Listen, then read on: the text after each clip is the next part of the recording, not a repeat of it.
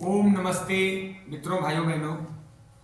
ये दुर्भाग्य है देश का कि 60 साल के बाद व्यक्ति या 70 के 75 की उम्र में भी व्यक्ति को रोजी रोटी के लिए काम करना पड़ रहा है। मैं इस विषय पे बहुत सोचता हूँ, अध्ययन भी करता हूँ। जीवन की जो प्राकृतिक व्यवस्थाएं हैं उसके बारे में भी रिसर्च करता हूँ, तो पाता हूँ कि मानव जीवन के 4 श्रेणी बनाए थे। धर्म अर्थ काम मोक्ष 4 पुरुषार्थ कहा गया उसको, 4 इच्छाएं कही गई, 4 चाहना कही उसको। इसकी 4 चाहना की व्यवस्थाएं थी एक समय में वैदिक व्यवस्थाओं में, कि 100 वर्ष का जीवन था जब। अभी तो 100 वर्ष का जीवन है नहीं, 60-70 ही रह गया। फिर भी हम 100 वर्ष को पकड़ते हैं, जो प्राकृतिक व्यवस्था है। मनुष्य शरीर की आयु 100 वर्ष का। 100 वर्ष में 25 वर्ष थे शक्ति उपार्जन करने के, विद्या अध्ययन करना, योग करना, तप करना, अपने पुरुषार्थ को जागृत करना, बलवान बनना, बुद्धिमान बनना, तकनीकी कौशल हासिल करना, धर्म सीखना, योग सीखना, वेद उपनिषद का ज्ञान लेना, ताकि जीवन भर उसका उपयोग कर सके। और 25 वर्ष के बाद 25 वर्ष थे शक्ति संचय के, अपने बल को इकट्ठा करने का। और उसके बाद 25 वर्ष थे गृहस्थ जीवन के, जिसमें विवाह करना, फिर संतान आदि का लालन पालन करना, उसको योग्य बनाना, उसकी शिक्षा दीक्षा, गृहस्थ जीवन के जो भी क्रियाकलाप है। उसके बाद जीवन के 25 वर्ष वानप्रस्थ के थे। वानप्रस्थ में क्या होता था कि 90% वो समाज को देते थे, अपना समय, अपना साधन, अपनी शक्ति। 10% ही परिवार में रहते थे। यानी 50 वर्ष का जब व्यक्ति होता है तो लगभग उसके बच्चे 25 साल के हो जाते हैं, 20 से 25 साल के। बच्चों में इतनी योग्यता होती है कि वो परिवार की जिम्मेदारी संभाल सके। तो जो बुजुर्ग हैं वह घर की जिम्मेदारियों से अपने आप को हटा लेते थे। और वानप्रस्थी मतलब समाज कल्याण में जो उन्होंने समाज से लिया है। 25 वर्ष तो ब्रह्मचर्य आश्रम में लिया है, और 25 वर्ष गृहस्थ जीवन में भी वो समाज से पाया ही है, दिया कुछ नहीं। अब 25 वर्ष 50 से 75 के बीच में उसको लौटाना होता था।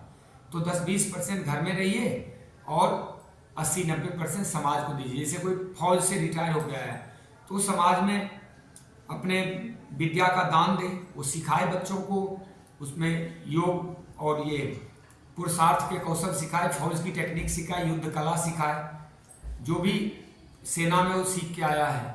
कोई शिक्षक रह चुके हैं तो वह विद्यार्थियों को पढ़ाएं, समाज को दान करें, विद्या दान करें। कोई जो है व्यवसायी रह चुके हैं तो अपने व्यवसाय की कला सिखाएं। कोई कुछ कर चुका है, कोई कृषि कर चुका है, कोई वानिकी कर चुका है, हॉर्टिकल्चर कर चुका है, कुछ भी करा हो जिसने जीवन, वो दान करना होता है। और 75 से 100 वर्ष का जीवन था, वो था पूरी तरह से मोक्ष का, संन्यास का जीवन।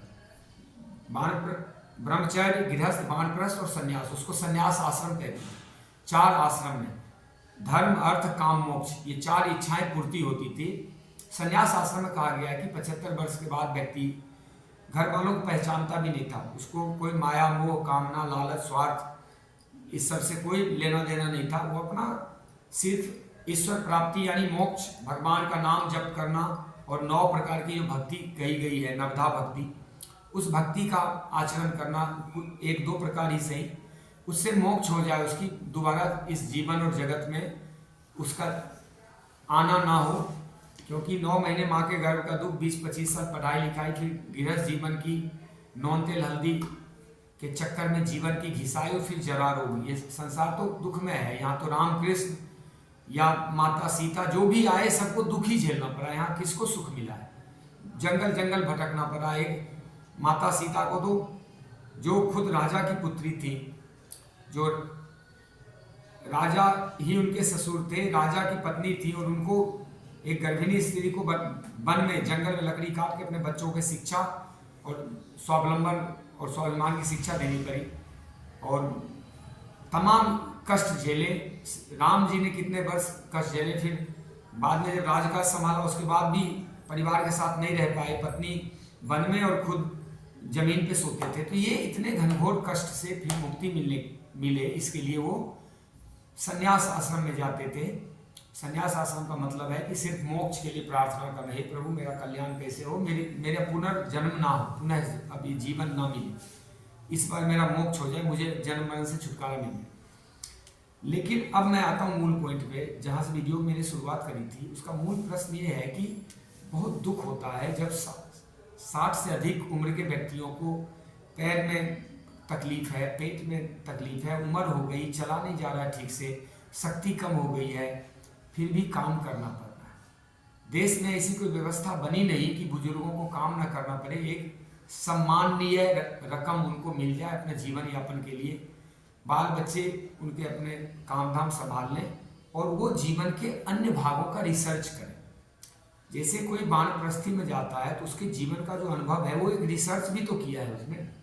जीवन के कदम कदम पर जो कठिनाइयाँ और संकट आए हैं, जो बाधाएं आई है, उसको कैसे उन्होंने पार किया, उसके क्या ट्रिक्स हैं, इस पे किताब लिखें, वीडियो बनाएं, लोगों को बताएं, लोगों को समझाएं और अपने अनुभव का लाभ आने वाली पीढ़ियों को दें। लेकिन ये मानवता के लिए भी दुर्भाग्य है, देश के लिए भी है, समाज के लिए भी है, और खासकर जो सनातन हिंदू भारतीय जीवन दर्शन, उसके लिए तो बहुत अपमानजनक है कि हमारे बुजुर्गों को 60-70 साल बाद काम करना पड़ा। कुछ लोग तो जानबूझ के लगे रहते हैं क्योंकि उन्होंने आध्यात्मिक कमाई कुछ करी नहीं। अब उनका संसारिक जीवन में इतना ओतप्रोत हो गया है जीवन कि वो कुछ और काम कर सकते हैं। आध्यात्मिक पूंजी तो इकट्ठे कर नहीं सकते, तो चलो ठीक है, जो अपनी मर्जी से काम करना चाहते हैं, बिजनेस, व्यापार, नौकरी चाकरी, वो ठीक है। लेकिन जिस समाज की ऊर्जा केवल रोजी रोटी कमाने पे ही खपत हो जाए, खत्म हो जाए, या उसकी ऊर्जा लग जाए, वो समाज उन्नत कैसे होगा? उस समाज में नए नए रिसर्च कैसे होंगे? जरा विचार कीजिए। हमारी जीवन की पूरी ऊर्जा यदि सिर्फ खाने पीने में ही चली जाए तो मेरे और जीवन के कार्य कब निष्पादित होंगे? और जीवन के कार्य है यात्रा करना, भ्रमण करना, पढ़ना लिखना, कुछ रिसर्च करके देना समाज को, या जन कल्याण के कार्य करना। मेरी पूरी तो जीवनी ऊर्जा लग गई सिर्फ खाने में। तो मैंने इस पे काफ़ी सोचा, तो सोचा कि देशवासियों के सामने कुछ ऐसी चीज़ प्रस्तुत की जाए जिससे इसका समाधान हो सकता है। देखिए, एक तो इतना भोजन की जरूरत है नहीं। जितना लोग आजकल खाते पीते हैं हेल्थ के लिए, वो हेल्थ के लिए नहीं खा रहे हैं, वो डॉक्टर के लिए खा रहे हैं, अस्पताल के लिए खा रहे हैं, विदेशी कंपनी के मेडिसिन बनाने वाली कंपनियों के लिए, उनके हित के लिए खा रहे हैं, बाजार के लिए खा रहे हैं। इतना थोड़े खाया जाता है, 3-3 बार रोटियां और तमाम चीज़ें खा रहे हैं, डब्बे पी रहे हैं, दवाइयाँ ठूस रहे हैं। और लाइफ क्या होती है? 100 वर्ष का जीवन 50-60 साल फूल, 60 वर्ष क्रॉस करने वाले 7 लोग हैं, ऐसा रिसर्च है। और 70 क्रॉस करने वाले 6-5 लोग ही बच गए। 60 वर्ष क्रॉस करने वाले, करेक्शन कर रहा हूँ, 11 लोग, 70 क्रॉस करने वाले 6 लोग, 80 क्रॉस करने वाले तो 3 भी ना मिले। आप 100 वर्ष जाने वाले तो 100 में 1 भी ना मिले, 1000 में 1 मिलेंगे। आप देश में आप कर लीजिए रिसर्च। तो ये व्यवस्था जो है, जरा इस पर विचार करें कि क्या इतना भोजन जरूरी है? मैं तो कहता हूँ, मेरी उम्र 50 वर्ष के आसपास है, एक बार फल और एक बार थोड़ा सा अंकुरित और थोड़ी सब्जी, थोड़ा सलाद ले लेता हूँ, बस। इससे ज़्यादा जरूरत ही नहीं पड़ती मुझे। रात को खाता ही नहीं, क्या जरूरत है इतना हजारों हजारों रुपए खा जाए? साल में तो कई लाख रुपए सिर्फ भोजन में लगा देते हैं, इतना थोड़े खाया जाता है। ज़्यादा खा के कोई स्वस्थ थोड़े होता है। फिर अगर भोजन कम हो जाए तो रोजी रोटी की चिंता भी कम हो जाए, फिर इच्छाएं भी थोड़ा कम हो सकती है। अगर इनकम कम है, जरूरत भी कम रख सकते हैं।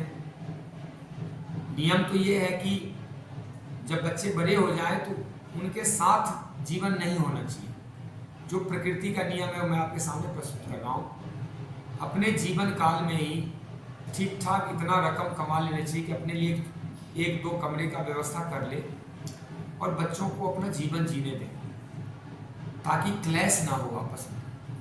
अब बच्चे और एक साथ रहेंगे तो किसी न किसी बात में मतभेद होता है, फिर रिश्ते खराब होते हैं। इससे अच्छा अपना बच्चों को जीने दो, आप भी अलग रहो।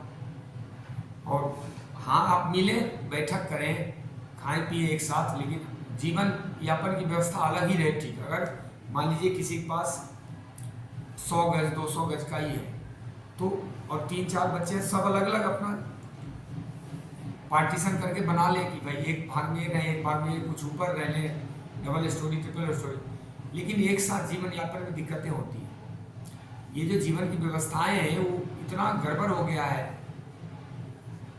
सरकार को भी इस पर कुछ काम करना है, समाज को भी करना है, और जो लोग अपने दम पे जीवन जीते हैं, व्यवसायी वगैरह जो है, जो ठीक ठाक कमाते हैं, उनको भी इस बारे में सोचना चाहिए। ये बहुत अपमानजनक है कि बुजुर्गों को काम करना पड़ रहा है, और भी क्या करना पड़ रहा है, रोजी रोटी के लिए काम करना पड़ रहा है। कोई ऐसा नहीं कि वो दान के लिए काम कर रहे हैं, कि धर्म के लिए कर रहे हैं, अपने तीर्थाटन के लिए कर रहे हैं। जीवन के कोई रिसर्च नहीं कर रहे हैं, सिर्फ भोजन और कपड़े और मकान के लिए उनको काम करना पड़ रहा है। कुछ लोग तो जानबूझ के करते हैं, ढेरों धन होता है लेकिन वो फिर भी करते हैं, वो छोड़ना ही नहीं चाहते, आदत हो गई होती है। इस वीडियो को सिर्फ आई ओपनर के तौर पे मैं प्रस्तुत किया हूँ, ताकि जिनके पास भी जाए वो यह देखें कि क्या उचित है कि हमारे बुजुर्गों को, जो बीमार हैं, जो कई समस्याओं से ग्रसित हैं, शक्ति कम हो गई है, फिर भी काम करना पड़ता है।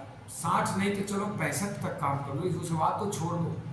नियम तो 50 वर्ष तक ही काम करने को कहता है, 50 वर्ष के बाद 75 तक तो जीवन समाज कल्याण में लगना चाहिए।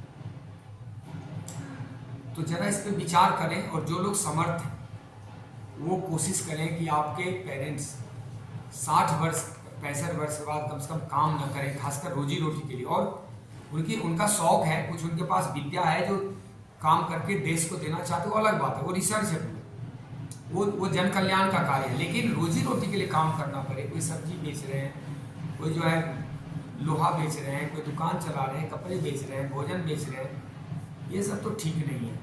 नए युवकों को रखें, वहाँ उनको काम करने दें, बुजुर्गों को आराम ही करने दीजिए। दुकान पे जो बैठ गया उसकी ऊर्जा तो खंडित होती ही है, वो कोई वहाँ आराम तो करता नहीं, मानसिक काम तो होते ही रहते हैं। अगर घर पे रहें तो कुछ किताब लिखें, कुछ नहीं तो भजन कीर्तन करें, सत्संग करें, अपना पेड़ पौधे लगाएं, जल संरक्षण के लिए काम करें, पॉलीथीन निष्पादन के लिए काम करें, या फिर योग अपनाएं, योग का मार्ग लोगों को बताएं, स्वस्थ रहने की जीवन पद्धतियाँ, कुछ ऐसी ऑर्गेनिक चीज़ें उपजा सकते हैं जो बेच सकते हैं उसको, जैसे कोई मसाला या कोई चाय या कोई गुड़, या जो देसी गाय है उसका पालन करके वो समाज को रास्ता दिखा सकते हैं। ऐसे करके आप शुद्ध दूध ले सकते हो, या पीपल का पेड़ लगाएं शुद्ध ऑक्सीजन के लिए। ये सब काम है, होता है ऊंचे स्तर का, लेकिन रोजी रोटी के लिए 60-70 वर्ष 80 वर्ष में काम करना पड़े, ये तो मानवता के लिए अपमानजनक ही है। विचार कीजिएगा।